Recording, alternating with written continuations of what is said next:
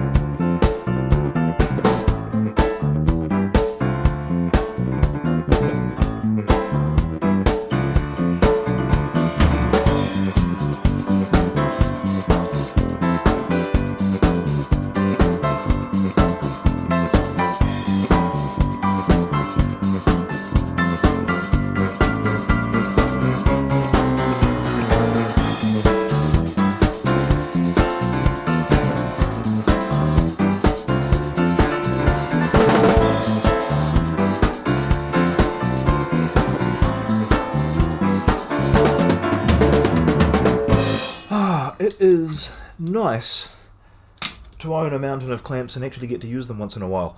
Now, having done the bodies, they are now set aside over there. I'll get to them in the next day or so. I need to make some progress on the necks. If you watched the previous video, then you will know why I have glued these on a stupid angle. And if you haven't, well, you know what to do. Obviously I need to trim all this off straight, because what I want to be able to do is to mark out the fret positions on one of them, because one of them is going to be fretless, but I still need to mark out anyway. But I do that with a square, mark everything out, put the square on, and then you need a perfectly straight edge, which this obviously isn't right now, in order to get all of your slots perfectly parallel and perfectly square to the center line. So yes, that's the next step, is to trim all of this up, probably do it on the bandsaw, and then just use a little block plane just to take this down flush, so that that's a nice straight square edge that I can start marking out my fret positions.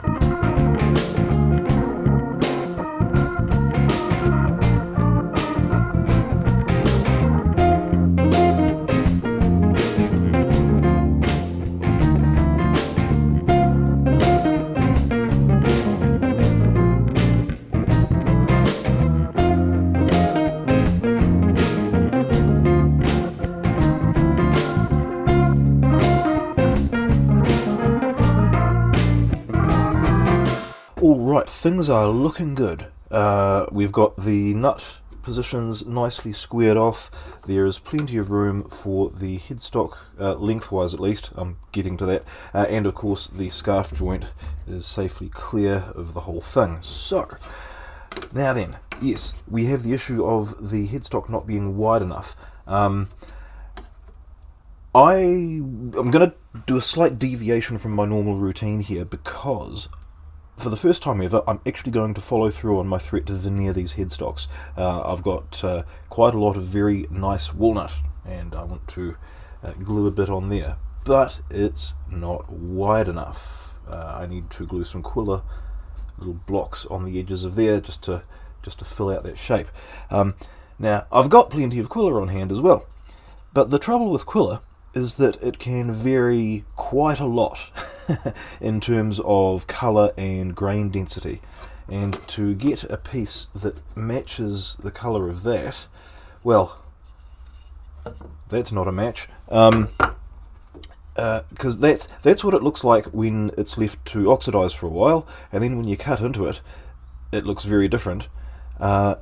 And you can't tell from it looking outside. So unless I want to cut into every single piece of Quilla that I own to try and find a match for this, what I'm actually going to do, because I would never normally do this at this stage, but I'm actually going to mark out the headstock shape and take a slice off there and flip that around and glue it on there. Same on this side, just to make that shape in the same colour. You'll never tell that it's a different piece of wood because it's effectively exactly the same piece of wood.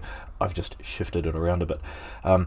So yes, then once those sides are glued on, then I can cut a bit of walnut, and maybe just a millimetre or so thick, and just glue it on the top there. Then I can cut the rest of the shape out, cut the rest of the necks out, and radius them.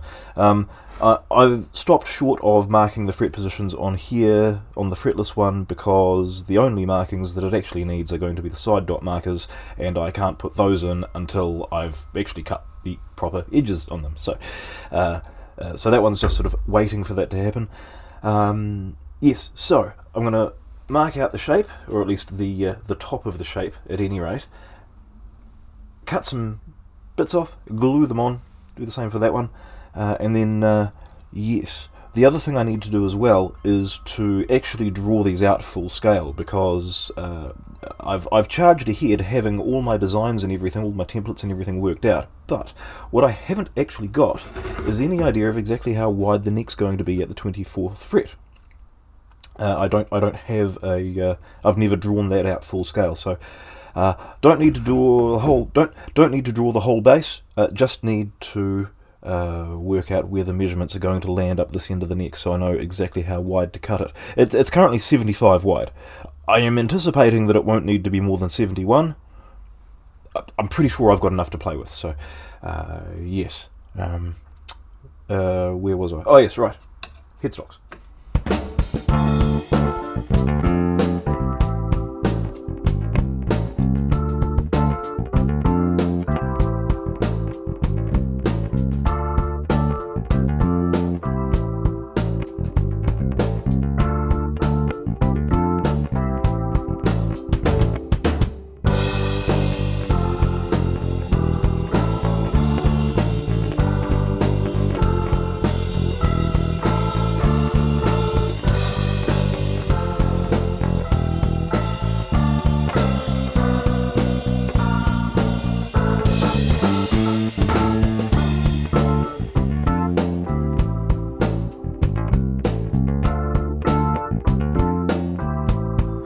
Alright, let's talk headstock veneer. So this is the offcut from the body. You can see there's a beautiful burl, there's all kinds of squirrely grain going in there. This is a piece that I cut out. There's a knot hole there, so I had to cut that out, and also, where is it? Yes, there was a piece of copper that has grown through the tree there. I tried to take as close a cut as I could to get rid of that. So anyway, that's kind of an unusable bit, but what we've got here is highly usable and very, very cool.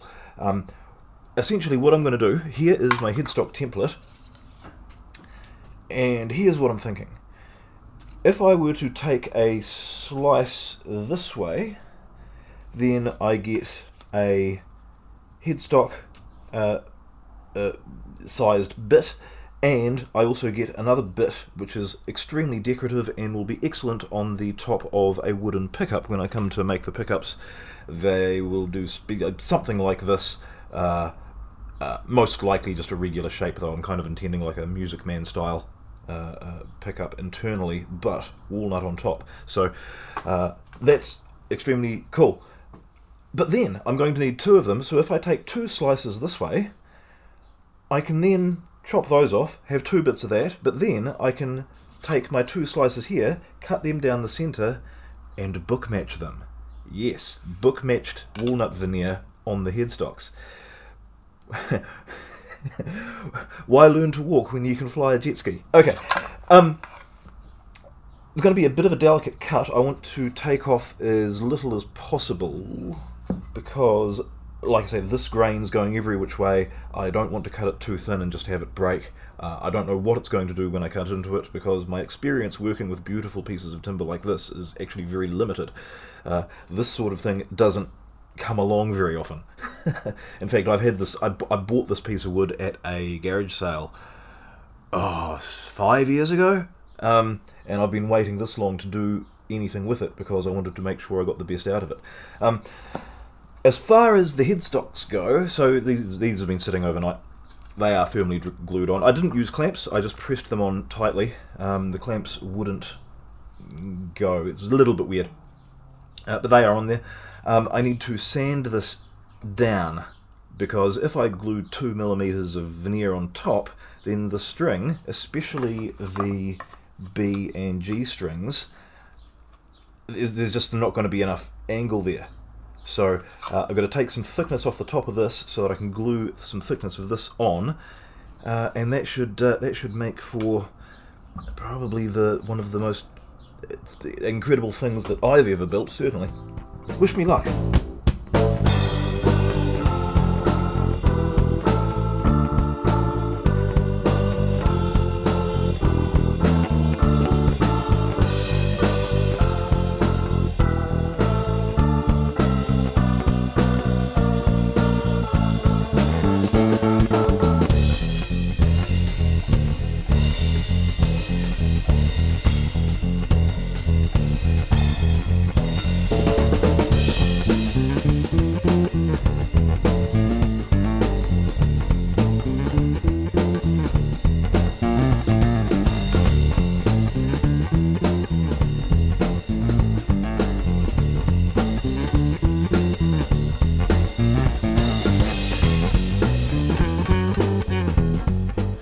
Alright, I have got two veneers cut, and it's pretty obvious straight up that if I'm going to book match a section in the middle, then one of them is going to look relatively boring, and then the next section out, joined together with these two, that's going to look way more interesting.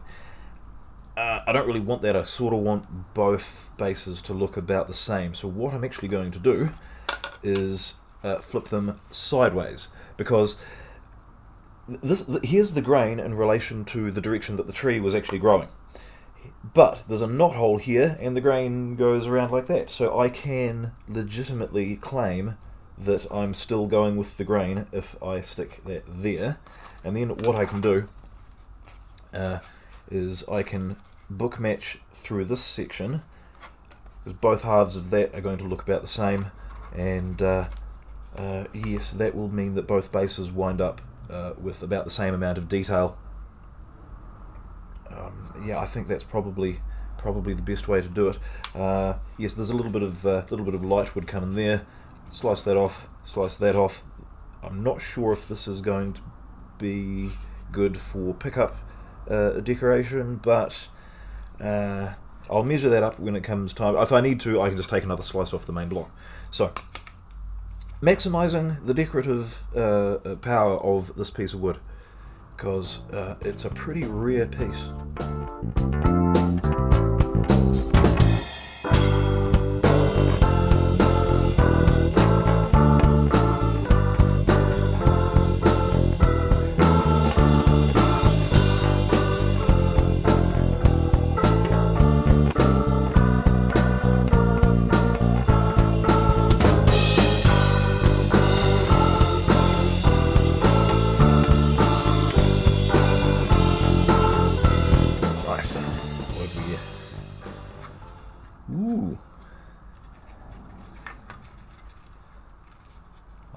Wow. I'm going to put that one that way up. They look absolutely superb. Do I want to go that way up on that one? How does the shape look? No, I think...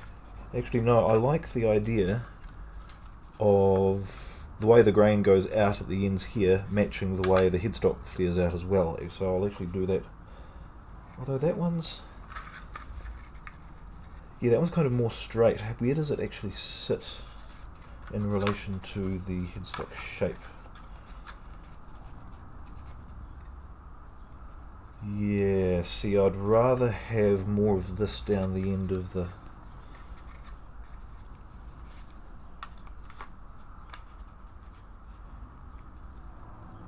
Yeah. Yeah. Oh, that's great. Yeah, fantastic. Alright, I was going to lightly sand up the backs of these, because there's sort of saw marks and things. And then, yes, I can glue those onto the headstocks, and then that's the next done for today. The other thing I need to get done today is to mark out where the binding is going to go. I had a little piece of binding that's probably fallen on the floor. So I can mark my level, because I also need to get these necks carved. So I'm going to mark my line on the bodies and then carve the tops. I'm also thinking whether or not I should do the control cavity before I carve the top. I'll have a think about that while I'm gluing these on.